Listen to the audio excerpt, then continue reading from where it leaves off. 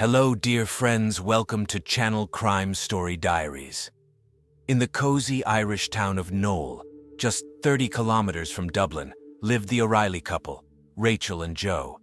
They were raising two sons and seemed to be living in perfect harmony. But suddenly, on the morning of October 4th, 2004, Rachel was found dead in her own home. Her body was horribly mutilated, and the bedroom was literally swimming in blood. The police began investigating this chilling case, not suspecting that it would take them more than a year to unravel the tangle of secrets hidden by this seemingly perfect family. What was really going on behind the closed doors of the O'Reilly house, and who among Rachel's family and friends could have wished her dead? This is a shocking story of love, betrayal, and insidious murder, proving that even from the darkest abyss of human relationships, the truth will eventually come to light. Rachel O'Reilly was born in 1974 in the northern suburbs of Dublin, Ireland. At an early age, she was adopted by Rose and Jim Callally, who raised her alongside four other adopted children. Rachel grew up in a loving, large family and was an active, focused child. She did well in school, was passionate about sports and dance, and was a sociable and kind girl. As a teenager, Rachel was seriously involved in softball, participating in competitions, and even setting several local records. After graduating from high school, she enrolled in university, where she decided to study marketing. Alongside her studies, Rachel got a job as a saleswoman in a city department store. Joe O'Reilly was born in 1972 in Dublin into a working-class family. He was the second child and had an older sister. Joe was also keen on softball and was quite a tall and athletic young man. After school, he decided to study advertising by correspondence, and to make a living, he got a job as a manager in the same department store where Rachel started working a few months later. When they first met, Joe was 19 and Rachel had just turned 17. The young man immediately noticed the new employee, who was quite tall, and took the initiative to get to know her. The miniature, smiling blonde literally made the boy's head spin, but for some reason she kept refusing his invitations to date. Joe began courting Rachel, paying her compliments and making small surprises, leaving flowers or chocolates at her workplace. But the girl still remained cold to him. Eventually, learning that she played softball, Joe came to her practice and joined the game. Demonstrating all his skills, he led the team to victory. This time, the young man managed to impress Rachel, and she finally agreed to go on a date with him. Their relationship developed rapidly. In 1997, 23-year-old Rachel became Joe's wife, and soon they had two sons, one after the other. In 2003, the couple bought their own cozy house in the picturesque Scottish town of Nole, which became the perfect place to raise children. While Joe was building a career at an advertising agency in Dublin, Rachel took care of the household and looked after the boys. The birth of her sons made Rachel happy, as she had always dreamed of becoming a mother. She devoted herself entirely to caring for the children and the home, creating a cozy family nest. Rachel enjoyed walks with the boys in the picturesque surroundings of the town, got to know the neighbors, and made friends with other young mothers. Everyone spoke of her as a wonderful mother, a kind, open, and friendly woman. To have an additional income, Rachel started distributing Avon cosmetics and selling household goods. This work allowed her to communicate more with neighbors and find new customers. Meanwhile, Joe was spending less and less time at home, coming in the evenings only to sleep, wash, and change clothes. He attributed his absence to being overworked and expecting a promotion. The man continued to be actively involved in sports, often stopping by the gym before the workday began. His wife supported him in every way, but gradually the couple began to drift apart, and the relationship in the family noticeably deteriorated. In the summer of 2004, a very unpleasant event occurred. Someone sent an anonymous letter to the Child Protection Service complaining that Rachel was neglecting her motherly duties and mistreating her sons, who were 4 and 2 years old at the time. In this regard, a special commission visited the O'Reilly couple's home for an inspection. Although nothing suspicious was found, and all relatives and neighbors characterized Rachel as a loving and caring mother, this letter cast a shadow on her reputation. Soon, Rachel found out about her husband's infidelity. It turned out that for several months, Joe had been secretly meeting with his colleague, 42-year-old Nikki Pelly. The couple had a fight, and on the eve of the tragedy, Joe slept in a separate room. During the investigation, it was established that Joe and Nikki's affair had lasted about 9 months. They met at the advertising agency where they both worked. After a corporate party, they exchanged contacts and began actively communicating. Joe told his wife that he was staying late at work, but he was actually spending evenings and sometimes nights with his mistress. Joe's correspondence with Nikki indicated that he wanted to divorce Rachel and start a new life with his children and mistress. Moreover, Nikki gave Joe an ultimatum. If he wanted to continue the relationship with her, he had to leave his wife by November 2004. However, divorce did not suit Joe, because in that case, the boys would stay with their mother, and he would only be able to see them on weekends. So he carefully planned how to get rid of Rachel. A few months before the murder, it was Joe who sent an anonymous letter to the social service accusing his wife of neglecting her motherly duties. He hoped that he would be able to take care of the children on his own, eliminating Rachel as a bad mother. But this plan failed. Monday, October 4th, 2004, began as a usual weekday for the OReilly couple. Around 5:30 a.m., Joe left home for work, leaving his sleeping wife and children. According to his testimony, he was supposed to meet a friend at the gym and then go to the office. On the way, the man filled up his car and received a call from Nikki Pelly, with whom he spoke for 28 minutes. In total, there were 18 contacts between the lovers that day. Around 9 a.m., Rachel took the boys to school and kindergarten and returned home. Joe claimed that at that time, he was at a bus depot on the other side of town on business, which was confirmed by his colleague Derek Querney. However, surveillance camera footage and mobile phone data showed that Joe had actually driven to his and Rachel's house that morning. The investigation believes that he entered the house and hid in the bedroom, waiting for his wife. When Rachel entered the room, Joe suddenly attacked her from behind, inflicting several devastating blows to the head with a heavy blunt object, probably a dumbbell. He hit her with such rage that he smashed her skull, leaving numerous torn wounds and splattering blood all over the room. After that, Joe washed himself in the adjacent bathroom, changed clothes, and scattered things around the house to hide traces of the crime, staging a robbery. Then the killer left the house and around 10 a.m. drove to work. On the way, he threw away the bloody clothes, towels, and dumbbell, as well as a bag with Rachel's belongings that the robbers had allegedly stolen, jewelry and a camera. Upon reaching the office, Joe began sending messages to his wife via Messenger, and when she didn't reply, he left her several voicemails. Colleagues noticed that he was behaving strangely and was agitated, but Joe refused to explain the reason. Around 1:15 p.m., the man received a call from the kindergarten and was informed that Rachel had not picked up their youngest son.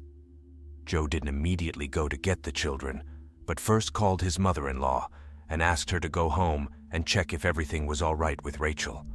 So he clearly expected that it would be Rose who would find her daughter's mutilated body. When Joe arrived home after that, he feigned shock and despair, telling his mother-in-law that he couldn't believe what had happened and rushed to his wife, loudly calling her name. Rose Callally arrived at her daughter's house around 1:45 p.m., feeling uneasy.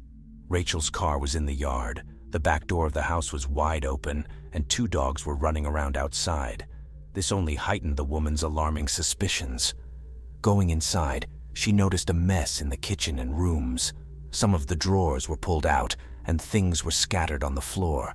Not finding Rachel in the grandchildren's rooms, Rose went to the couple's bedroom. Opening the door, she saw the most horrific sight of her life, her dear daughter lying dead on the floor, her face horribly mutilated, and her blonde hair clumped together in a bloody tangle. There was blood everywhere, on the walls and even on the ceiling. Rose instinctively rushed to Rachel, but touching her arm, she realized that she was already cold. Beside herself, she called the police. The investigators who arrived at the crime scene were shocked by the brutal violence against the defenseless woman. The blows with a heavy blunt object, most likely a dumbbell, were so forceful that they smashed her skull. Rachel didn't even try to defend herself or run away, indicating the suddenness of the attack. The overall picture resembled a robbery, but experienced detectives immediately suspected that it was staged. Suspicions fell on the widower. Despite all of Joe's attempts to portray grief and pain, it looked fake. The investigators interpreted his excessive emotionality as nervous excitement rather than shock at the loss of his wife. In addition, the police were puzzled by the man's question about whether Rachel had been unfaithful to him, as they had not asked about this themselves. From the very beginning of the investigation, the victim's family began to notice Joe's strange behavior. While the O'Reilly house was closed as a crime scene, he invited Rachel's parents over. Here he began to tell how, in his opinion, the killer had dealt with the victim, describing each step in detail and pointing to the dried bloodstains. The son-in-law even suggested that the criminal could have gone to the bathroom to wash off the blood and then returned to the bedroom to finish off Rachel, hearing her wheezing and choking on her own blood.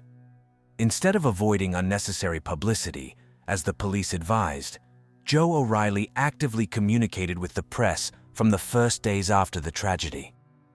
Journalists were struck by how openly he shared with them the details of his family life and the circumstances of his wife's death.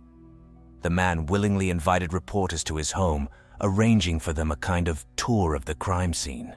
He pointed out exactly where Rachel's body lay, in what position, how the blood traces were located. And to colleagues and neighbors who called to express their condolences, Joe offered to come visit so they could see the scene of the tragedy with their own eyes and hear his speculations about what had happened.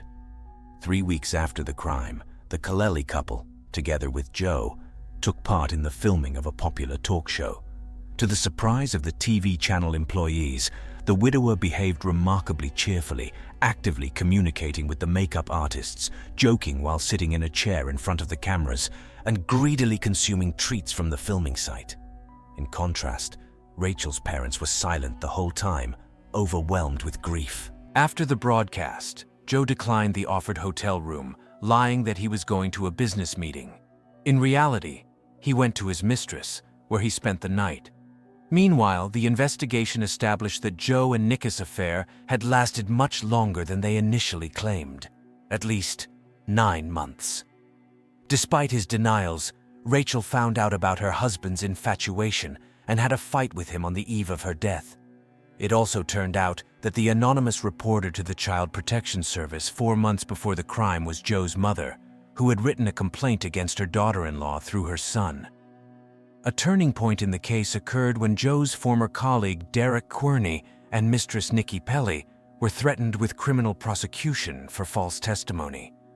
Then Derek admitted that he could not confirm with certainty Joe's presence at the bus depot on the morning of October 4th, 2004. And Nikki said that her lover had once let slip that if he wanted to kill his wife, he would be able to avoid punishment. The woman did not attach any importance to this at the time, but now she realized that Joe had most likely planned to get rid of Rachel.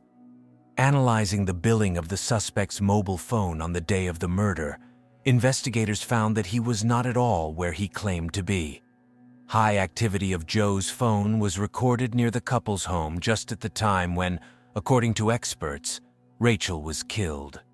In addition, surveillance camera footage captured a car similar to the suspect's vehicle passing by a quarry near the house twice, at 9:10 towards the O'Reilly residence and at 9:59 in the opposite direction.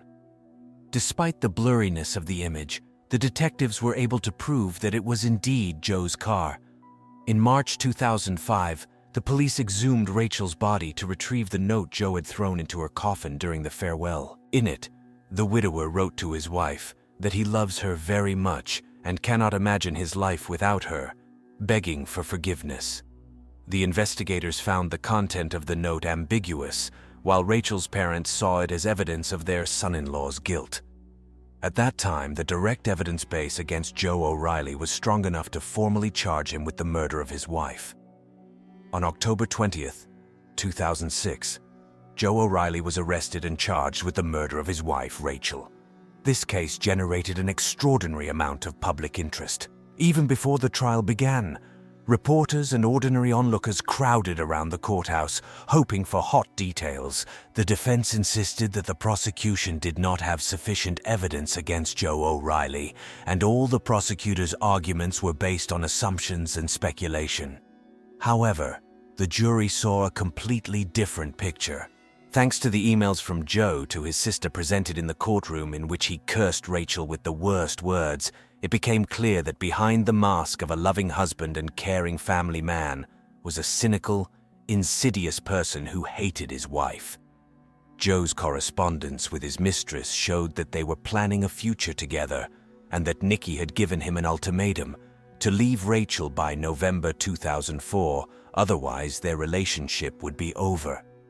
Joe's mother admitted in court that it was she who, at her son's instigation, had filed a complaint with the Child Protection Service against her daughter-in-law. He wanted to smear his wife, portraying her as a negligent and cruel mother. Witness testimony, phone billing, surveillance camera footage, everything spoke against Joe. A telling detail was the traces of Rachel's blood found by experts on the laces of the suspect's sneakers. According to the forensic experts, the blood drops got on the shoes during the murder when the splatters had not yet dried. Joe O'Reilly's behavior during the hearings was striking in its inappropriateness. He kept his eyes down, avoiding looking at the jury, but at the same time he was animatedly discussing something with his lawyers and even trying to joke. When his mother-in-law Rose Callally testified, an oppressive silence reigned in the courtroom. The woman could barely hold back her sobs as she told how she had found her daughter's mutilated body and tried to understand what had happened. On July 21, 2007, the jury announced the verdict, unanimously finding Joe O'Reilly guilty of murdering his wife. When the sentence was pronounced, life imprisonment, the entire family of the deceased jumped to their feet, applauding. People in the hall were openly rejoicing, some even shouting, "Yes! And finally!" Rachel's parents were hugging each other tightly, unashamed of the tears streaming down their faces. After Joe's numerous attempts to escape punishment, justice had finally been served. After the verdict was announced, the lawyers filed several appeals, but all of them were rejected.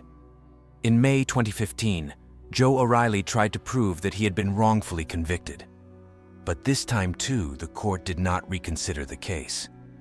The last time the defense challenged the verdict was in November 2016, but the Supreme Court left it unchanged. Finally, in 2017, Joe abandoned the idea of appealing to European courts. Custody of Rachel's sons was granted to her husband's parents, which greatly outraged the Callally couple. But they failed to challenge this decision. Behind bars, Joe O'Reilly became a vegan, took up gardening, and generally behaves like a model prisoner. Nikki Pelly maintained contact with her lover for a long time, regularly visiting him in prison and believing in his innocence until the very end. But recently, in 2022, they finally broke off their relationship. However, it is said that the former lovers have remained on friendly terms.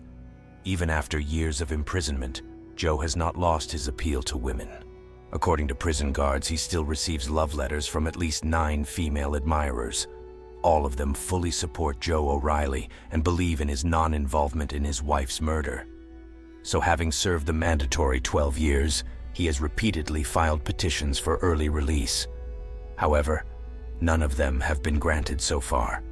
Rachel's family and friends are trying to keep her memory alive. In 2008, her mother, Rose Callally, wrote a book, Remembering Rachel, the story of Rachel O'Reilly's life and brutal death. The woman admitted that in this way she wanted to tell the world what a wonderful person her daughter was and what a tragic fate she suffered. "I would give anything to be able to hold her in my arms for even just a minute," Rose shared in her memories. Traditionally, thank you for watching and remind you that it would be great if you support the video by liking and subscribing to the channel. It's always interesting and sometimes even creepy.